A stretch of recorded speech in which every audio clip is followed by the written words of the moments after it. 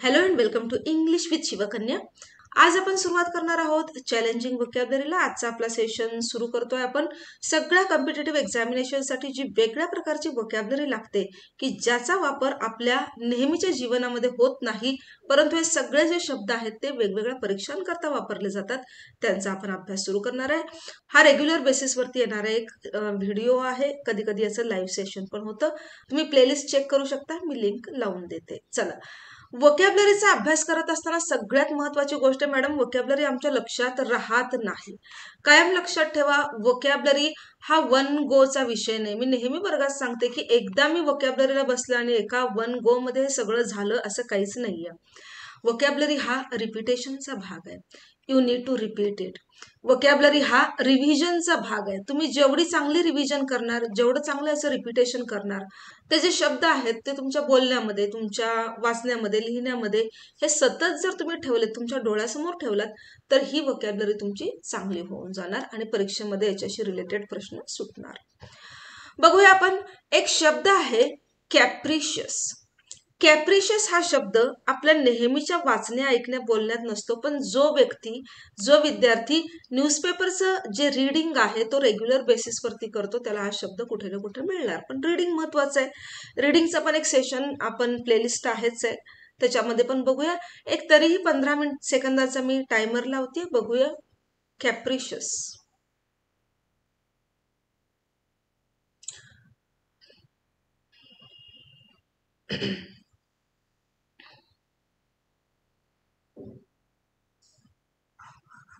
कॅप्रिशियस म्हणजे काय बघा. तर शब्द कसे लक्षात ठेवायचे, काय, हा सुद्धा एक विषय आहेच आहे. याच्यामध्ये ऑप्शन्स आहेत: प्रेडिक्टेबल, इरॅटिक, कॉशियस अँड रेझोल्यूट. जेव्हा आपल्याला माहित नसणारे शब्द असतात त्यावेळेस थोडंसं ऑप्शनचा पण आपण विचार करू शकतो. कॉशन किंवा कॉशियस हा शब्द आपल्याला माहित आहे. कॉशियस म्हणजे बी केअरफुल, तुम्ही काळजी घेता, म्हणजे तिथं अगदी जपून पाऊल टाकता किंवा कॉशियस राहता. हा नाही होणार कॅप्रिशियसचा अर्थ. रेझोल्यूट मीन्स व्हॉट? डिटरमिन्ड. डिटरमिन्ड, तुम्ही काय करता? निश्चयपूर्वक असता, तुम्ही फर्म असता एखाद्या गोष्टीवरती. दॅट इज रेझोल्यूट किंवा रेझोल्युशन. नवीन वर्षाचं रेझोल्युशन काय असं आपण म्हणतो आपण. हाही शब्द येणार नाही. प्रेडिक्टेबल. प्री आणि डिक्ट हे दोन शब्द आहेत बघा. रूटवर्डचा पण अभ्यास तुम्ही करू शकता. प्री म्हणजे आधी. आता प्रीशी रिलेटेड कोणकोणते शब्द तुम्ही व्होकॅब्युलरी खूप साऱ्या पद्धतीने शिकू शकता, की जशी रूटवर्डची एक पद्धत आहे की रूटवर्ड मध्ये काय आहे. मला एक रूटवर्ड सापडला की तो रूटवर्ड ज्या ज्या शब्दांमध्ये आहे त्याचा मी अभ्यास करू शकते. एक तुम्ही प्रिफिक्सेस बघू शकता, एक तुम्ही सफिक्सेस बघू शकता. असे वेगवेगळे विषय आहेत किंवा ट्रिक्स आणि टिप्स आहेत की ज्याच्या थ्रू तुम्ही व्होकॅब्युलरी कव्हर करू शकता. आता प्रेडिक्टेबल मध्ये प्री हा काय आहे? स्वतःच एक प्रिफिक्स आहे, म्हणजे कोणत्या तरी शब्दांच्या आधी लावला जातो प्री हा शब्द. प्री म्हणजे काय? आधी.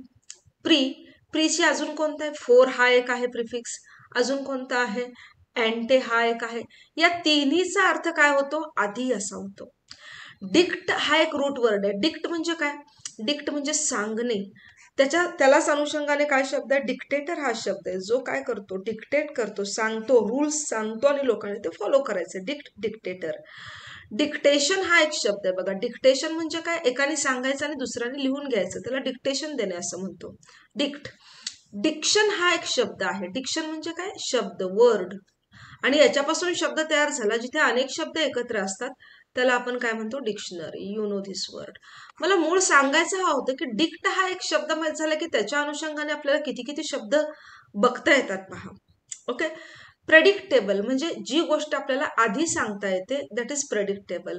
मीन्स फोर आला शब्द बघा. फोरसिएबल. आधी तुम्ही बघू शकता, अंदाज करू शकता, गेस करू शकता. That is predictable. हा पण येणार नाही. ह्याचा सिनोनिम कॅप्रिशियसचा अर्थ काय होतो मुळात? कॅप्रिशियस मीन्स इरॅटिक. इरॅटिक म्हणजे काय? अनप्रेडिक्टेबल. ह्याचा अपोजिट आहे बघा. हे प्रेडिक्टेबल आहे तर अनप्रेडिक्टेबल. अनप्रेडिक्टेबल. अनप्रेडिक्टेबल. याच शब्दाला मी काय लावलं? फक्त अन लावलं. अन म्हणजे नाही. जे प्रेडिक्ट करता येत नाही, आधी सांगता येत नाही, यालाच मी आणखी काय लावेन बघा? अनफोरसिएबल. अनफोरसिएबल. जे मी आधी बघू शकत नाही, that is unpredictable. Unforeseeable, that is erratic. And याचा सिनॉनिम आहे कॅप्रिशियस. कॅप्रिशियस. पाठ ठेवायचे काही शब्द. चला सेकंड बघूया शब्द आपण. दुसरा काय आहे?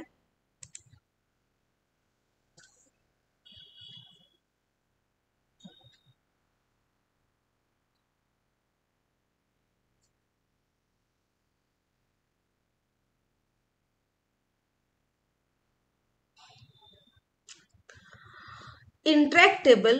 एबल हा आहे माझा सफिक्स आहे, म्हणजे हा कशाने होत, याचा पार्ट ऑफ स्पीच काय असू शकतो? ऍडजेक्टिव्ह आहे. Manageable, obstinate, agreeable and simple.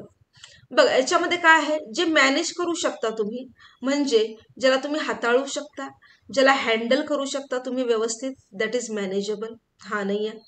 दुसरा काय? ऑब्स्टिनेट. ऑब्स्टिनेट म्हणजे काय? स्टबर्न. स्टबर्न जो हट्टी आहे आणि कसा आहे? अनमॅनेजेबल आहे. अनमॅनेजेबल आहे. अनमॅनेज, त्याला तुम्ही मॅनेज नाही करू शकत. एखादी हट्टी व्यक्ती असते, ऑब्स्टिनेट असते, स्टबर्न असते, अनमॅनेजेबल असते, दॅट पर्सन इज इंट्रॅक्टेबल पर्सन. ॲग्रीएबलचं काय होणार? अपोजिट. अनॲग्रीएबल. जे तुम्ही ॲग्रीच होत, ॲग्री असणारा तो काय असतो? मॅनेजेबल असतो. जो सिम्पल असतो.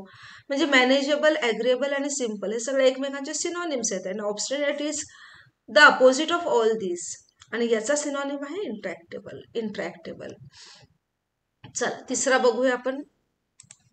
अच्छा, अजून एक गोष्ट की हे शब्दांना टोन असतो. पहा, तुम्ही कोणतेही आरसी करत असाल, पॅराजंबल करत असाल किंवा क्लोज टेस्ट करत असाल, तुम्हाला जर शब्दांचा टोन माहीत झाला, टोन म्हणजे काय?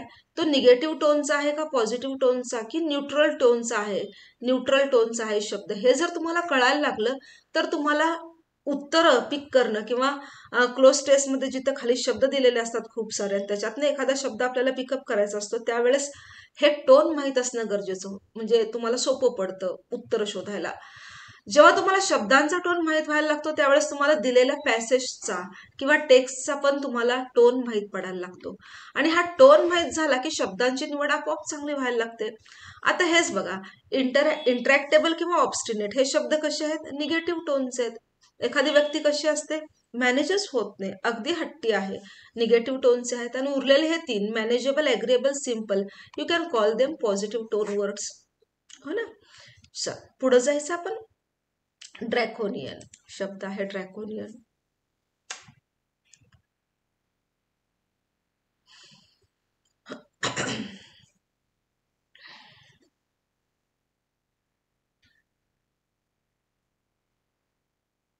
बघूया ड्रॅकोनियन हा शब्द काय आहे.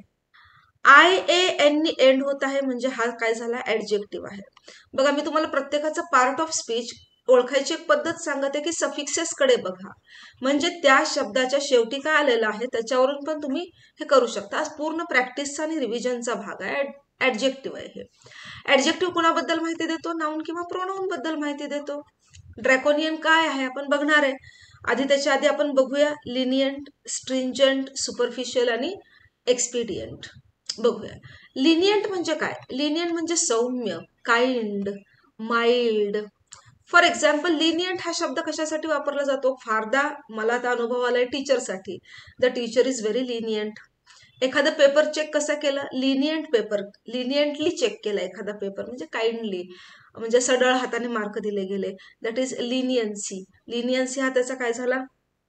नाउन झाला. लिनियन्सी, लिनियन्सी हा काय झाला? नाउन झाला. आणि लिनियंट काय? ऍडजेक्टिव्ह आहे. बरोबर आहे. लिनियन्सी म्हणजे काइंड, माइल्ड, जनरस असते एखादी व्यक्ती. स्ट्रिंजंट म्हणजे काय? स्ट्रिंजंट म्हणजे स्ट्रिक्ट, व्हेरी स्ट्रिक्ट. आता लक्षात घ्यायची गोष्ट कशी आहे, टोन बघूया या वरच्या शब्दाचा. पण टोन कसा आहे? लिनियंटचा टोन कसा आहे? पॉझिटिव्ह आहे. एखादी व्यक्ती छान असते, काइंड असते. स्ट्रिंजंटचा अर्थ काय होतो? स्ट्रिक्ट असणं, हार्श असणे, रफ असणे, एकदम सख्त असणे, कडक असणे. हा जो आहे स्ट्रिंजंट, हा शब्द जातो या ड्रॅकोनियनला जातो. दोन्ही सिनॉनिम्स आहेत. आणि एक लक्षात घ्या, अजून एक गोष्ट की जी आपल्या शाळा कॉलेजेसमध्ये कधी फारशी शिकवली जात नाही किंवा त्याच्यावर भर दिला जात नाही, पण बाहेर जर तुम्ही इंग्लिशचा वापर करायला गेलात तर यू शुड नो द कोलोकेशन्स. कोलोकेशन्स म्हणजे काय किंवा कोलोकेशन म्हणजे काय? कोलोकेशन म्हणजे संगत शब्द. संगत शब्द याच्यावरचा सविस्तर व्हिडिओ आणि याची एक संपूर्ण प्लेलिस्ट आपल्या या चॅनलवरती मी दिलेली आहे, कारण अत्यंत महत्वाचा टॉपिक आहे. जेव्हा तुम्हाला भाषेमधले संगत शब्द कोलोकेशन असंच आहे बघा, कोलोकेशन म्हणजे एकाच्या सोबतीने एक जाणारे शब्द असतात. हे भाषेमध्ये परंपरेने चालत आलेलं आहे, त्याला कोणताही रूल लागू पडत नाही. हे फक्त लिसनिंग करू शकता तुम्ही, रीडिंग करू शकता. लिसनिंग आणि रीडिंग हे इनपुट्स आहेत भाषेचे. जेवढे तुम्ही ऐकत राहता, वाचत राहता, तुम्हाला असे भरपूर कोलोकेशन्स मिळत जातात आणि हा एक आनंदाचा भाग आहे कोलोकेशन शिकणे. हा रूलचा भाग नाही आहे आणि हे लक्षात राहायला लागतात. आणि जेव्हा तुम्हाला कोलोकेशनचे जेव्हा शब्द तुम्ही बघायला लागता तेव्हा एक तुमच्या भाषेमध्ये फ्लुएन्सी येत जाते, अंडरस्टँडिंग मध्ये फ्लुएन्सी येत जाते आणि त्याच्यासाठी कोणताही आटापिटा नंतर करायला लागत नाही. हे जे आहे कोलोकेशन याची संपूर्ण प्लेलिस्ट दिलेली आहे, जाऊन बघा. मी शक्य झाल्यास वरती इथं एक लिंक देऊन देते किंवा खाली पण डिस्क्रिप्शन बॉक्समध्ये देऊन टाकते. ड्रॅकोनियन आणि स्ट्रिंजंट हे कोलोकेशन मध्ये जास्त येणारे शब्द आहेत. यांना कोलोकेट होणारं कोण आहे बघा. जसं मी लिनियंटचं सांगितलं, लिनियंट टीचर आहे, लिनियंट असेसमेंट आहे, लिनियंट चेकिंग आहे. तसं ड्रॅकोनियन आणि स्ट्रिंजंट यांचा दोघांचा अर्थ स्ट्रिक्ट, हार्श, रफ असाच होतो. हा दोन्ही शब्द जातात ड्रॅकोनियन लॉ, ड्रॅकोनियन रूल ह्याच्यासाठी जातात हे शब्द. स्ट्रिंजंट रूल्स, स्ट्रिंजंट लॉ याच्यासाठी जातात. म्हणजे एखादा कायदा कसा असतो, एकदम कडक असतो, कडक असतो, त्याला ड्रॅकोनियन लॉ असं म्हणतात. आला लक्षामध्ये. कोलोकेशनचं महत्व. सुपरफिशियल मीन्स, सुपरफिशियल म्हणजे वरवरचं, shallow, something which is not deep, not deep जे गहन नाही, डीप नाही, त्याला डेप्थ नाही, दॅट इज सुपरफिशियल. आणि काय शब्द आहे? एक्सपीडियंट. एक्सपीडियंट इम्पॉर्टंट शब्द आहे. Expedient means what? कन्व्हिनियंट आहे तुम्हाला एखादा शब्द, कन्व्हिनियंट आहे. ऍडव्हान्टेजियस आहे, ऍडव्हान्टेजियस आहे. तुमच्या अनुकूल जो शब्द आहे त्याला म्हणायचं एक्सपीडियंट. ओके, चला हा याला जाणार नाही, तर ड्रॅकोनियनचा सिनोनिम होणार stringent. Next question, next word.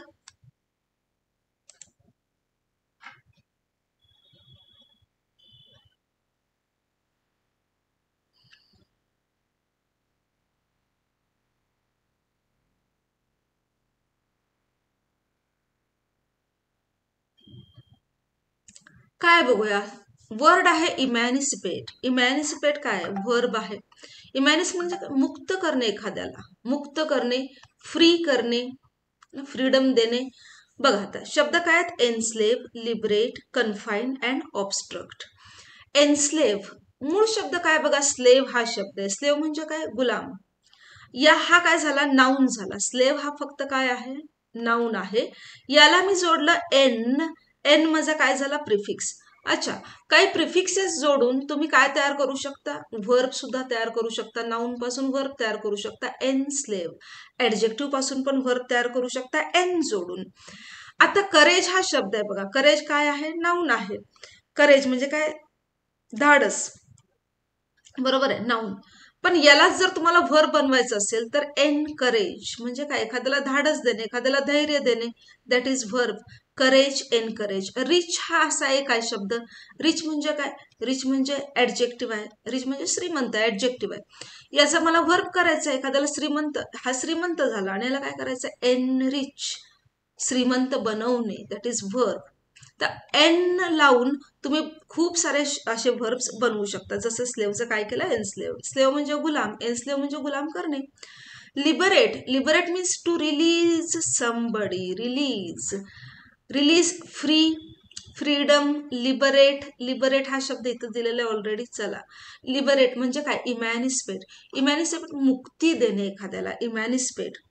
आता इमॅनिसिपेट हा जरा स्पिरिच्युअलिटीकडे जाणारा शब्द आहे. स्पिरिच्युअल, मला मुक्ती पाहिजे, आय वॉन्ट टू गेट इमॅनिसिपेशन, मला मुक्ती पाहिजे.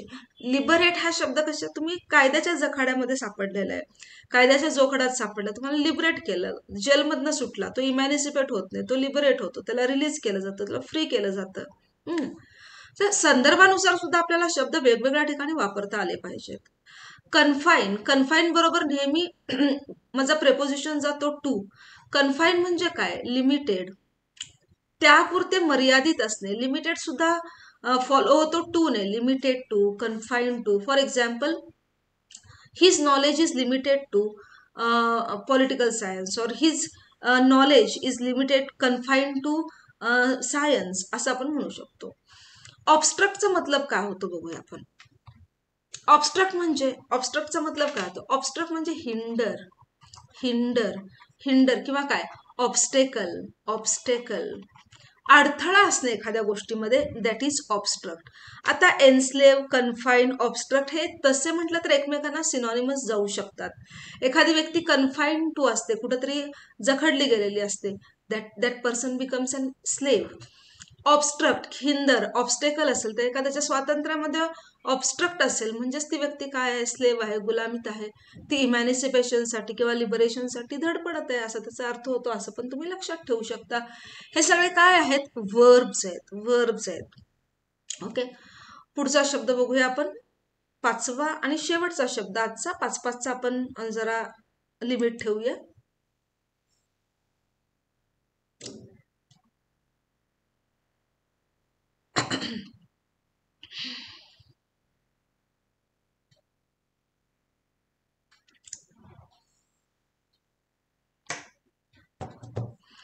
शब्द आहे माझा कन्व्हर्टेड. हा शब्द आहे converted. Simple, straight forward, intricate and uncomplicated. आता बघा, कधी कधी तुम्ही ऑप्शनवरती सुद्धा खेळू शकता, तिथे सुद्धा तुम्ही ध्यान देऊ शकता. सिंपल, सिंपल म्हणजे काय, अनकॉम्प्लिकेटेड. कॉम्प्लिकेटेडचा अर्थ आपल्याला माहिती आहे की जो गोष्ट कॉम्प्लेक्स आहे, गुंतागुंतीची आहे, त्याला आपण काय म्हणतो, कॉम्प्लिकेटेड. त्याला अन लावला मी निगेटिव्ह, तो अनकॉम्प्लिकेटेड झाला. जी गोष्ट सिंपल आहे ती अनकॉम्प्लिकेटेड आहे, ती कशी आहे, स्ट्रेट फॉरवर्ड आहे, सरळ आहे. म्हणजे हे तिन्ही एकमेकांना काय जातात, सिनॉनिमस जातात. उरला एक शब्द माझा इंट्रिकेट. इंट्रिकेट म्हणजे काय, कॉम्प्लेक्स, डिफिकल्ट टू हँडल, त्यालाच म्हणायचं कन्व्हर्टेड आहे एखादी गोष्ट. Okay, so the synonym of converted is intricate, simple, straight forward, uncomplicated. हे एकमेकांना काय जातात, सिनॉनिमस जातात. तर असे 5 शब्द आज आपण कव्हर केलेले आहेत. पुढच्या लेसनमध्ये आणखी आपण शब्द कव्हर करूया. ह्या सगळ्या शब्दांची प्रॅक्टिस करत राहा, रिवाईज करत राहा, व्हिडिओ पॉज करा आणि स्वतः आन्सर देण्याचा प्रयत्न करूया. भेटूया पुन्हा एका नवीन व्हिडिओमध्ये. तोपर्यंत keep watching, keep learning English with Shivkanya. Thank you for your time and support.